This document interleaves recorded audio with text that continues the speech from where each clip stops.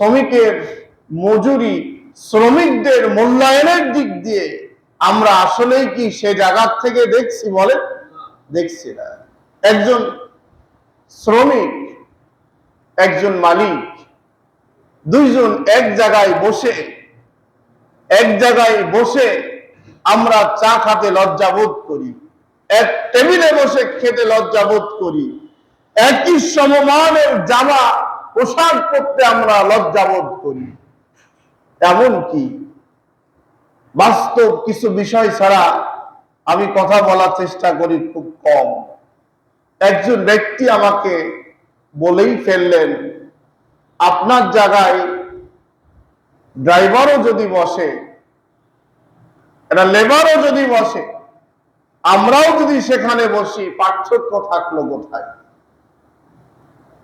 পৃথিবীর সবচাইতে বড় নেতা, আল্লাহর পরে যার স্থান, ওই ব্যক্তির নাম কি বলুন তো সবাই?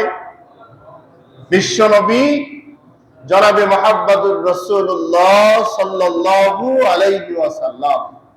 তিনি কাউকে পার্থক্য করেননি। তিনি কোন সময়ের জন্য একজন আরেকজনকে অমূল্যায়ন করেননি।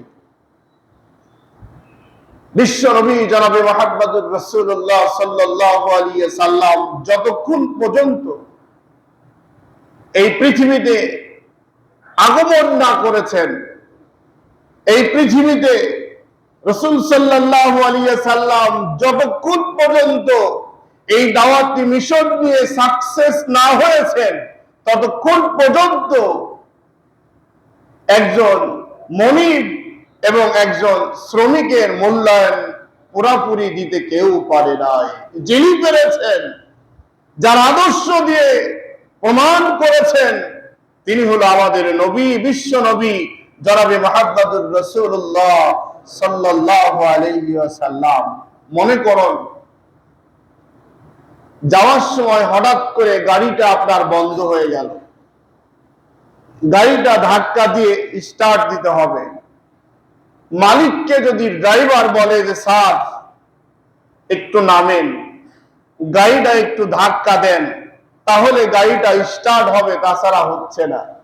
এমন কথা যদি বলে, ওই মালিক ওই ড্রাইভারের চাকরিতে পরের দিন থেকে বা ওই মুহূর্তের থেকে রাখবে, এর কোনো সম্ভাবনা আছে বলেন? হ্যাঁ রে বেটা, ওনার চাকরি বাদ হয়ে যাবে। কেন?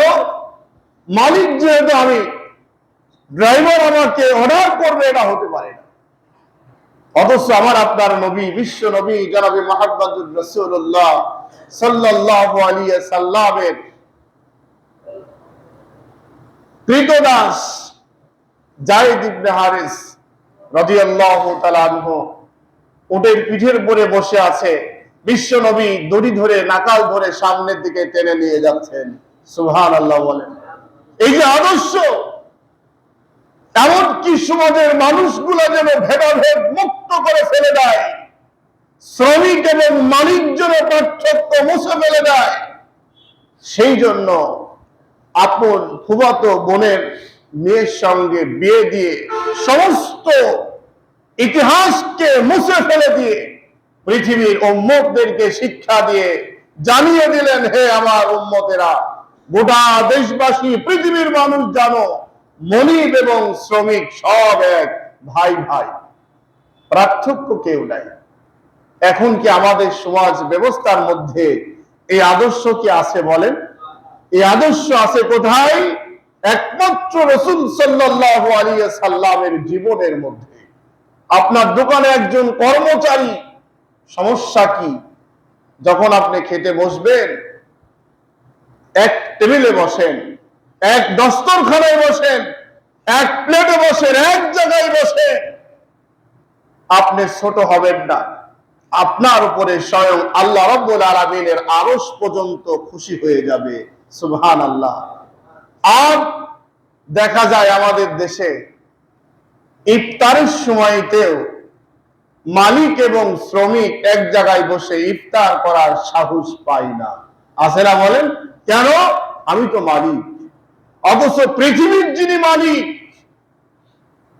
আল্লাহ রাব্বুল আলামিন, স্বয়ং বিশ্ব নবীকে মর্যাদা দেওয়ার সময়, সম্মান দেওয়ার সময়, ইজ্জত দেওয়ার সময় আল্লাহ বিশ্ব নবীকেও মর্যাদা দিতে কোনো কৃপণতা করেন নাই, কোনো কমতি করেন নাই।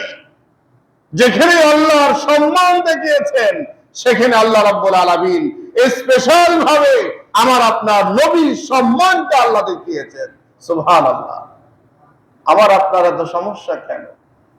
এই জন্য আসুন সূরা লুকমান, কোরআনের আদর্শ যদি কেউ মেনে চলতে পারেন, কোরআন দিয়ে যদি কেউ জীবন ব্যবস্থা করতে পারেন, কোরআন দিয়ে যদি আপনি নিজেকে সংশোধন করতে পারেন, আল্লাহ রাব্বুল আলামিন আপনার প্রতি আজও সন্তুষ্ট হওয়ার জন্য আল্লাহই যথেষ্ট হয়ে যাবে।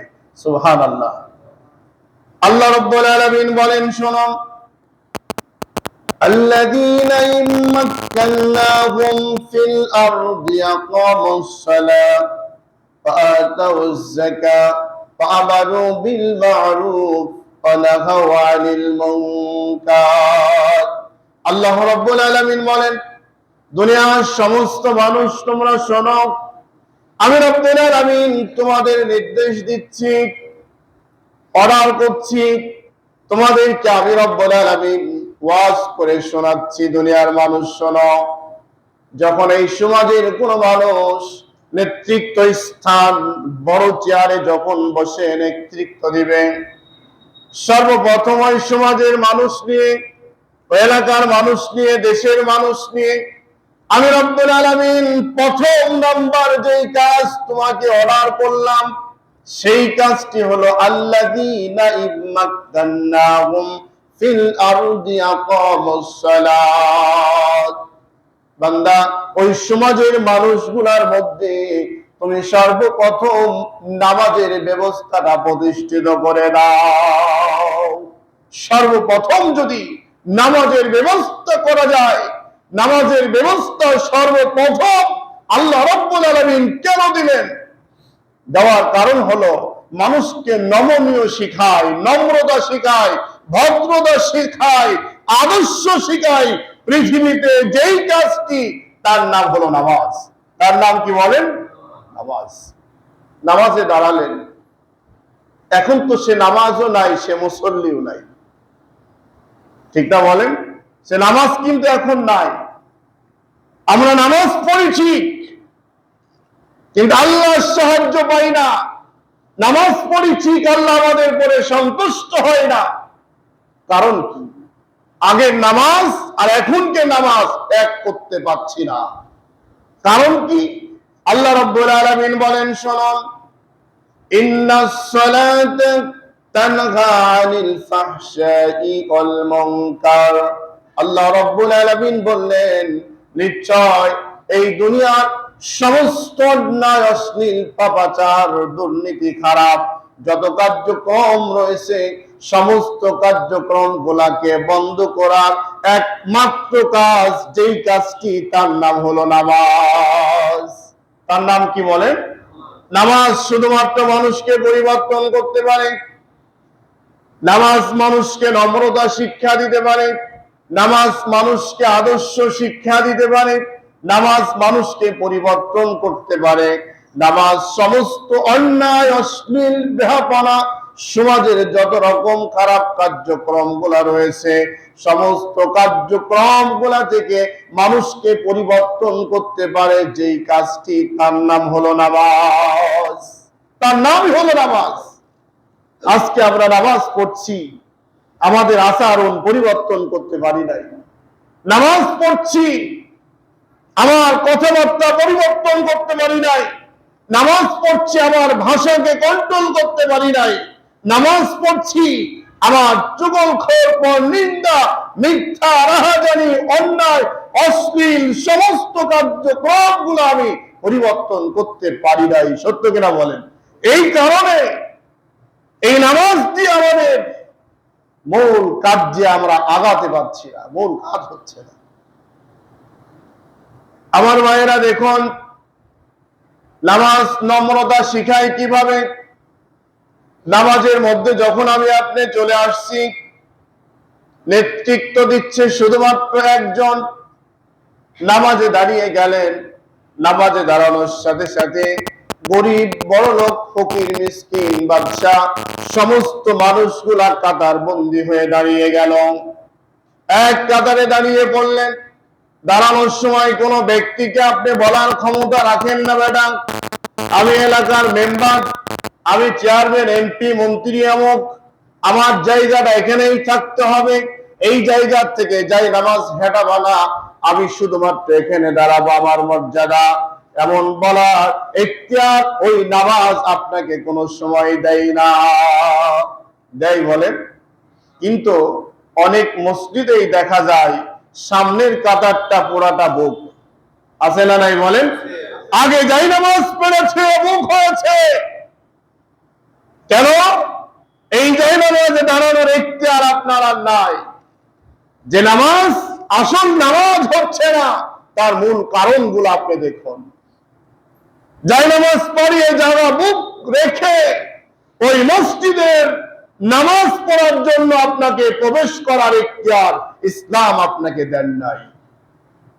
ইমামের পিছনে হোক, ইমামের সামনে হোক, আর যেখানেই দাঁড়িয়ে নামাজ পড়ার জন্য একজন পথচারী ফকির যদি আছে, আপনি বলার ক্ষমতা রাখেন না, বেটা তুমি এখানে না দাঁড়িয়ে ওই সাইডে গিয়ে দাঁড়াও। ক্ষমতা আছে বলেন? নাই। এর নাম হলো নামাজ। নামাজ আদর্শ শিক্ষা দেয়, নামাজ নম্রতা শিক্ষা দেয়, ভদ্রতা শিক্ষা দেয়। আমার ভাইয়েরা, একজনের নেতৃত্বে যখন দাঁড়িয়ে গেলাম, সবাই দাঁড়ানোর সাথে সাথে যত মুসল্লি হোক না কেন, আদর্শকারী বলে নামাজ আপনাকে শিক্ষা দেয়, আদর্শকারী বলে ইসলাম আপনাকে শিক্ষা দেয়।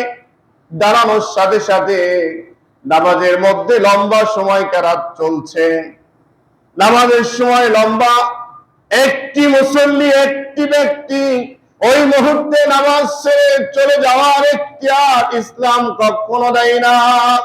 দেয় নাকি বলেন? যতক্ষণ পর্যন্ত নামাজ চলবে ততক্ষণ পর্যন্ত দাঁড়িয়ে থাক, নীরব ভূমিকায়, কোন নেতৃত্ব চলবে না এই জায়গায়। একজন নেতৃত্ব দিবে, তিনি হলো তোমার ইমাম, ঠিক না বলেন? কিন্তু এই আদর্শ নামাজের মধ্যে এখন অনেকটাই বিলুপ্তর দিকে চলে যাচ্ছে। নামাজে দাঁড়িয়ে একটু দেরি যদি হয়, আছে না বলেন? তার মানে আমার 3 বার সুবহান রাব্বিয়াল আযীম বলা হলো, আমার সুবহান রাব্বিয়াল আলা 3 বার হয়ে গেল, আত্তাহিয়াতু দুরূদ শরীফ শেষ করে ফেললাম, এখনো সালাম ফেরানো হচ্ছে না, উনি এরকম সিগন্যাল দিচ্ছেন। যদি সত্যিকারে নামাজের উদ্দেশ্য যদি আপনি এই কাশি দিয়ে থাকেন, আপনার নামাজ হবে না। তাহলে নামাজের মধ্যেও আমরা অনেক ব্যক্তিকেন্দ্রিক কার্যক্রম চালানোর জন্য আমরা নামাজে সাহায্য পাচ্ছি না। আমার ভাইয়েরা, 3 নাম্বার হলো, দেখুন, নামাজে দাঁড়িয়ে গেলাম, নামাজের মধ্যে কোরআন তেলাওয়াত শুরু হলো, সর্বপ্রথম বললেন আল্লাহু আকবার, আলহামদুলিল্লাহি রাব্বিল আলামিন। যতদিন পর্যন্ত নামাজ চলবে, শুরু যখন হয়েছে তখন থেকে কিয়ামত পর্যন্ত নামাজের মধ্যে নতুন কোন বাক্য প্রবেশ করানোর এখতিয়ার আর আছে নাকি বলেন? আছে? সূরা ফাতিহা ভালো লাগলো না, নতুন একটা সূরা ঢুকিয়ে এই জায়গার থেকে অন্তত বেরিয়ে আসি, এমন সুযোগ আছে নাকি বলেন? আমার ভাইয়েরা, চিন্তা করুন, আপনি বুঝেন আর না বুঝেন, নামাজে দাঁড়িয়ে গেলেন, আর বুঝবেন নাই বা কেন? এই পৃথিবীতে সবচাইতে বেশি আপনাকে যিনি ভালোবাসেন, যিনি আপনাকে খোঁজ খবর রাখেন, যিনি আপনার সম্পর্কে সবচাইতে বেশি জানেন, তিনি কে? আল্লাহ রাব্বুল আলামিন বললেন, বান্দারে, আমার শুকরিয়া ব্যতীত বান্দার কারো শুকরিয়া আদায় করো না। আল্লাহ শুকরিয়া আদায় করা বাদে আর কারো শুকরিয়া আদায় করো না। এখন দেখা যায় আল্লাহ শুকরিয়ার মধ্যে আমরা অনেকেরই কৃতজ্ঞতা স্বীকার করি কিনা বলেন? করেন না? কিভাবে করেন? আপনাকে একজন চা খাওয়াইলো, আপনি বললেন অমুক ব্যক্তি ছিল জন্য আমি একটা চা খেতে পারছি আজকে। আপনি অসুস্থ হলেন, অমুক ডাক্তার ছিল জন্য সুস্থ হতে পারলাম। আপনি বড় রোগ ধরা পড়লো, আপনি এবার বললেন অমুকের মাধ্যমে অমুক ব্যক্তি যদি ওখানে না থাকতো আমি তো বাঁচার কথাই ছিল না। হঠাৎ করে ফজরের নামাজে নাই, জিজ্ঞাসা করলো মুসল্লিরা, ভাই আপনার খবরটা একটু জানতে চাই। উনি বলল আমি তো গত রাত্রে ছিলামই না, আমার আসার মতো কোনো পরিস্থিতি নাই। হঠাৎ কি হলো? অমুক ছিল জন্য আমি এখন তোমাদের সামনে আসতে পারছি। এমন বক্তৃতা আমরা দিই কিনা বলেন? তার মানে হলো কি? পৃথিবীর সবচাইতে ভালো যিনি আপনাকে রাখলেন, যিনি ভালোবাসলেন, যিনি সবকিছু করলেন, যেমন দেখুন এই পৃথিবীতে আমাদের আশেপাশে খোঁজ নিয়ে দেখুন, বিয়ে করা মোটামুটি 13, 14, 15, 17 বছর হয়ে গেল, 20 বছর অথবা লাইফ শেষ। একটা সন্তানের জন্য কত মাজারে, কত দরবারে, কত জায়গাতে, কত গরু ছাগল গেল, একটা সন্তান কেউ দিতে পারলো না। ইতিহাস আছে না নাই বলেন? এই যে ইতিহাস সৃষ্টি হলো,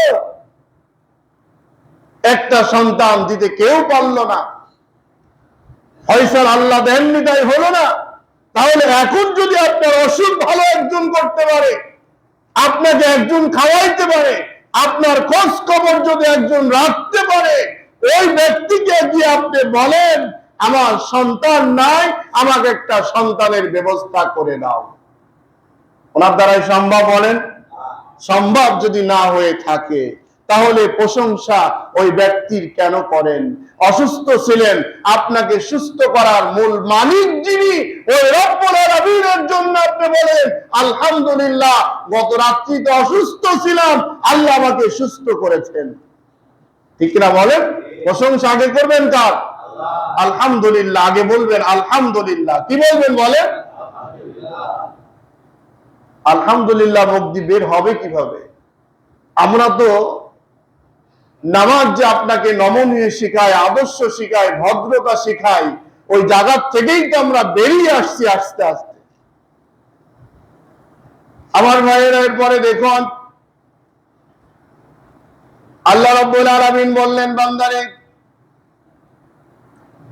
নামাজ দাঁড়িয়ে গেলেন, দাঁড়ানোর সাথে সাথেই প্রশংসা শুরু হয়ে গেল, আলহামদুলিল্লাহি রাব্বিল আলামিন। এরপরে বললেন আর রহমানির রহিম, তিনি দয়ালু, তিনি মেহেরবান। তিনি যদি দয়ালু হয়ে থাকেন, মেহেরবান যদি হয়ে থাকেন, তার চাইতে দয়ালু, মেহেরবান, ভালোবাসার মানুষ আর পৃথিবীতে একজনও নাই। আছে নাকি বলেন? একজনও নাই। এরপরে বললেন ইয়াকা নাবুদু ওয়া ইয়াকা নাস্তাইন, আল্লাহ তোমার আইন মানি, বিধান মানি, তোমার হুকুম মানি, তোমার হুকুমের বাইরে আমি আর চলতে চাই না। আপনি বুঝেন আর না বুঝেন, নামাজের মধ্যে অটোভাবে আপনি বলা শুরু করেছেন। এখন বলেন, বর্তমান সারা পৃথিবী ব্যাপী আমাদের বাংলাদেশের আনাচে কানাচে কোরআনের আইন প্রতিষ্ঠিত আছে, এটা কি বলা যায় বলেন? আছে কোরআনের আইন বলেন? ব্যক্তি কেন্দ্রিক আমরা পূজারী হয়ে ব্যক্তিকে খুশি করতে গিয়ে, ব্যক্তিকে অনুসরণ করতে গিয়ে যা যা করণীয় সবগুলো করে যাচ্ছি, ঠিক কিনা বলেন? কিন্তু আল্লাহর কোরআন দিয়ে আমাদের জীবন ব্যবস্থা পরিচালনা করতে হবে, এটা আমাদের মনেই নাই। অথচ নামাজে দাঁড়িয়ে বলছি ইয়াকা নাবুদু ওয়া ইয়াকা নাস্তাইন, আমরা তোমাক ছাড়া কাউকে মানি না, তোমাক ছাড়া কারো পথে চলি না, তোমাক ছাড়া আমরা কিচ্ছু করি না। এই যে নামাজের মধ্যে আমরা যেগুলা বলছি, আমার ভাইয়েরা, যে বিষয়টা আপনাদের বলতে যাচ্ছিলাম, সূরা লোকমান, হযরত লোকমান আলাইহিস সালাম সর্বপ্রথম তার কলিজার টুকরা সন্তানকে শিক্ষা দিলেন, হে আমার কলিজার টুকরা, হে আমার সন্তান শোনো, এই পৃথিবীর যিনি মালিক, পৃথিবী যিনি পরিচালনা করেন, আমার তোমার যিনি মালিক, ওই আল্লাহ ব্যতীত, আল্লাহর সামনে সারেন্ডার হওয়া ব্যতীত কোন ব্যক্তিকে খুশি করো না, কোন ব্যক্তির সামনে সারেন্ডার হয়েও না। একমাত্র আল্লাহ তোমার জন্য যথেষ্ট। এটা ওই ছোট্ট সন্তানকে বোঝানোর জন্য সক্ষম হলেন। আজকে আমাদের সন্তানগুলোকে আমরা কি বোঝাতে সক্ষম হয়েছি বলেন? না হয়েছি, না পেয়েছি আমরা, না করছি আমাদের সন্তানের বেলায় আমরা। নিজের জীবনও হলো না, আমার বর্তমান প্রজন্ম আমরা সেটাও করতে পারি নাই। না করার কারণেই তো আজকে ইন্না সালাতা তানহা আনিল ফাহশাই ওয়াল মুনকার, নামাজ থেকে আমরা কোনো কিছুই পাচ্ছি না। তাহলে কি নামাজ পড়া বাদ দিয়ে দিব? নামাজ পড়া বাদ দিব না। নামাজ থেকে শিক্ষা নেওয়ার জন্য এই কার্যক্রম করতে হবে। আজকে সারা দেশের মধ্যে অনাবৃষ্টি, অনেক জায়গায় নামাজ পড়া হচ্ছে, দোয়া করা হচ্ছে, আপনারাও দোয়া করছেন। আপনাদের আমি বিচারটা দিই, দোয়া করার সময় অনেকেই দোয়ায় অংশগ্রহণ করে নাই। সত্য না মিথ্যা কথা বলেন? সত্য না বলেন? এরপরে বাহিরে গিয়ে বলল আর কাম পায় নাই। ওই ওদের দোয়ায় যদি আল্লাহ বৃষ্টি যদি দেয়, আর কিছু থাকে, এটা কি আসলে ভালোবাসা না তিরস্কারি করা? এই বক্তৃতা একজন মুসলমানের হতে পারে না। এই বক্তৃতা দিয়েছিলেন আবু জেহেল, উতবা, শাইবা, ফেরাউন। আপনি যদি আল্লাহর গোলাম হয়ে থাকেন, আল্লাহর সাহায্য অবশ্যই আপনার জন্য অপেক্ষা করছে। কিন্তু সেই জায়গা আমার ভুল হতে পারে। অপরাধ আল্লাহ করে নাই, অপরাধ করেছি আমি আপনি। অপরাধ যদি সারেন্ডার করি, আল্লাহর কাছে সাহায্য চাই, আল্লাহ আমাকে সাহায্য করবে কিনা বলেন?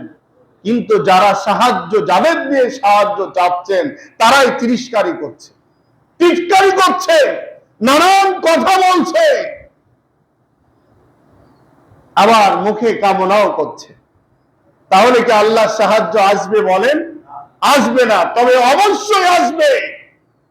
আল্লাহ কাউকে মাহরুম করবে না তার গোলামকে, কিন্তু একটু সময় নিচ্ছেন কেন? আল্লাহ রাব্বুল আলামিন সূরা বুরুজের মধ্যে বলেন, আমি আমার হুকুমত প্রতিষ্ঠিত করার পূর্বে, আমার জমিনে আমার দ্বীন প্রতিষ্ঠিত করার পূর্বে আমি দুইটা শ্রেণীকে বাছাই করি। একটি হলো আমার জন্য কারা কাজ করছে, অপরটি হলো এই গ্রুপের মধ্যে মুনাফিক কারা অবস্থান করে। তাহলে অনেকটাই বর্তমান সমাজ ব্যবস্থার মধ্যে একটু যদি যাচাই বাছাই করা যায়, মুসলমানদের মধ্যেই দুইটা গ্রুপ পরিষ্কার বোঝা যায় কিনা বলে? কেউ নামাজ পড়ে, কেউ নামাজ না পড়ে, কেউ ইসলাম মেনে, কেউ ইসলাম না মেনে। আল্লাহ রাব্বুল আলামিন যখন আবার বৃষ্টি দান করবেন বা রহমত দিবেন, সেই সময় যারা বিরোধিতা করেছিল তারা আগে গিয়ে বলবে, আমি বলছিলাম না বিষয়টা এইভাবেই হবে। আছে না নাই বলেন? এই জাতীয় মানুষ আল্লাহর কোরআনের দিকে না এসে, আল্লাহ রহমতের কামনা না করে, আল্লাহ সাহায্যের দিকে অগ্রসর না হয়ে বলছিল 2 তারিখের পর থেকেই কিন্তু বৃষ্টি পেয়ে যাব, আর এত কষ্ট করার দরকারটা কি? আজকে কয় তারিখ? কথা বলেন ভাই। তাহলে বোঝা যায় আল্লাহ একজন। যদি 2 তারিখে বৃষ্টি হয়ে যেত, ওই মানুষগুলো বলতো আমরা আগেই বলেছিলাম এই রোদে এত কষ্ট করা লাগবে না। কিন্তু আল্লাহর কাছে প্রার্থনা করে আল্লাহ সাহায্য করে, এর প্রমাণ আছে না নাই? পান নাই প্রমাণ? পেয়েছেন, অনেক প্রমাণ পেয়েছেন। এগুলা প্রকাশ করি, অনেক সময় করি না। আল্লাহ সাহায্য যদি না আসতো, আমার আপনার মতো মানুষ এই রোদের মধ্যে চলার সময় সত্যিকারে কঠিন মনে হচ্ছে কিনা বলেন? কঠিন না বলেন? কঠিন হওয়ার পরেও বেঁচে আছেন কিভাবে? কথা বলেন। আল্লাহ রহমত আছে না নাই? এত কঠিনের মধ্যে আল্লাহ বাঁচিয়ে রাখছেন কিভাবে? আপনার জন্য আল্লাহ সাহায্য কাজ করছে। কিন্তু আপনি আমাকে, আল্লাহ রাব্বুল আলামিন আমাদের ভুলগুলা শুধরানোর জন্য এই কার্যক্রমগুলা দিচ্ছে। কিন্তু আমরা তো কম মানুষ না, আমাদের আবার ভুল কোথায়? ভুল তো খুঁজে পাচ্ছি না। রাসূল সাল্লাল্লাহু আলাইহি সাল্লামের জীবনে অপরাধ করেছে, অন্যায় করেছে, গুনাহ করেছে, এর নজির কি পৃথিবীতে আছে বলেন? আল্লাহ রাসূল তওবা কেন করতেন? আল্লাহ রাসূল ক্ষমা চাইতেন কেন? মাফ চাইতেন কেন? আল্লাহর কাছে ফরিয়াদ করতেন কেন? আল্লাহর কাছে মাফ চাইতেন এই জন্য রাসূল সাল্লাল্লাহু আলাইহি সাল্লামকে বললেন হযরতে মা আয়েশা রাদিয়াল্লাহু তাআলা আনহা, ইয়া রাসূলুল্লাহ, আপনি কোনো গুনাহ করেন নাই, অপরাধ করেন নাই, স্বয়ং আল্লাহ আপনার প্রতি সন্তুষ্ট হয়েছেন, সারা রাত জেগে জেগে তাহাজ্জুদ পড়েন, আর আল্লাহর কাছে এত কাঁদেন কেন? চোখের পানি ফেলান কেন? এত তওবা করেন কেন? এত মাফ চান কেন? রাসূল বলছিলেন, তওবাকারীকে আল্লাহ বেশি পছন্দ করে, ক্ষমাকারীকে আল্লাহ বেশি পছন্দ করে। আমি কি আল্লাহর পছন্দনীয় গোলাম, আল্লাহর পছন্দনীয় বান্দা হতে চাই না? তাহলে বোঝা যায় তওবাকারীদের বেশি পছন্দ করেন কে? আমরা তো তওবাই করি না। সত্য কিনা বলেন? আমরা তওবাই করি না। আমার ভাইয়েরা, মাহে রমজান মাস আমাদের শিক্ষা দিয়েছিলেন, ওরা রোজার মাস, একটা মাস যারা সারাদিন পানাহার বন্ধ রেখেছিলেন, সারা রাত সারাদিন পানাহার বন্ধ রেখে এই যে পরিবর্তন, এই পরিবর্তনটা কি এখন আর আমাদের মাঝে আছে বলেন? রোজাও শেষ, সে কাজও শেষ। এজন্য সম্মানিত উপস্থিতি, শেষ কথা বলি, সূরা লুকমানের 3 নম্বর আয়াতে শেষ কথায় বলছে, অর্থশালীরা এই সমাজের মানুষকে বিপদগামী করে, প্রলোভন দেখিয়ে, লোভ দেখিয়ে এবং এমন কিছু কার্যক্রম হাসিল করে